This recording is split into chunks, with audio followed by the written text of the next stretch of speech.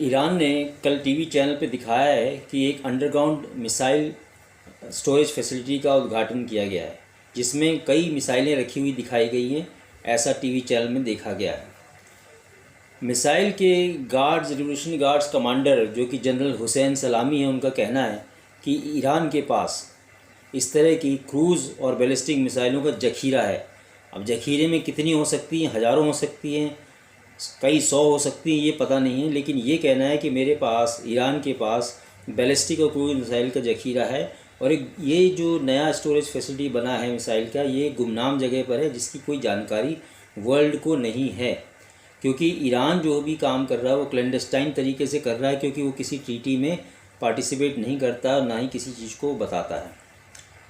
इसी तरह चोरी चुपके उसने मिसाइल डेवलप की है। उसी तरह से उसने न्यूक्लियर वॉरहेड्स बनाने की या न्यूक्लियर कैपेबिलिटी अचीव करने की भी तैयारी कर रखी है। और उसका कहना है उसके पास न्यूक्लियर वॉरहेड कैपेबिलिटी भी है।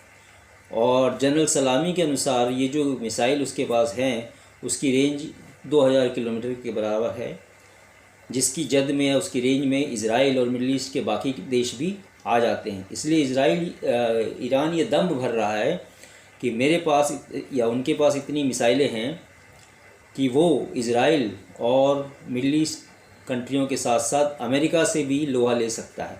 लेकिन ये तो समय ही बताएगा कि वो क्या कर सकता है।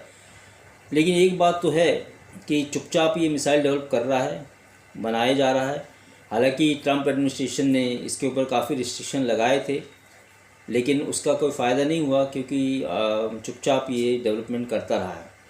आपको याद होगा कि जब पिछले साल इन्होंने एक मॉक ड्रिल की थी जिसमें हॉर्मुज़ की खाड़ी में बैलिस्टिक मिसाइल फायर की थी, जिसमें ये दिखाया गया कि कैसे अमेरिका के जहाज़ों को हम गिरा देंगे या उड़ा देंगे और नेस्ता नाबूद कर देंगे।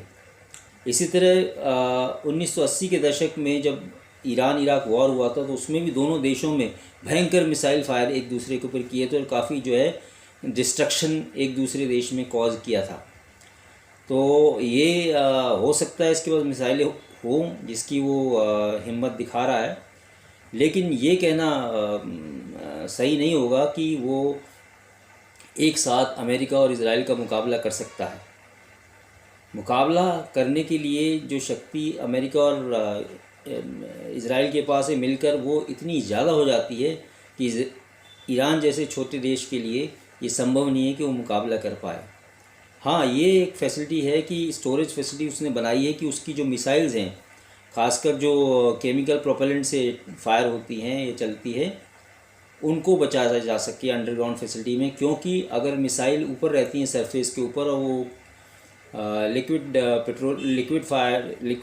प्रोपेलेंट से चलती हैं, तो उनमें आग लगने का खतरा रहता है और पूरा मिसाइल बेस उससे जल सकता है। तो एक तरीका तो ये है कि मिसाइलों को बचाया जाए। जो भी मिसाइलें उसके पास, उसकी कोई गिनती अभी तक असर्टेन नहीं हुए, लेकिन वो एक तरीका है अपनी मिसाइलों को सुरक्षित रखने का, बचाने का। अब ये समय ही आके बताएगा कि ये ईरान क्या करना चाहता है, किस देश के साथ किस तरह की लड़ाई लड़ना चाहता है। Thank you.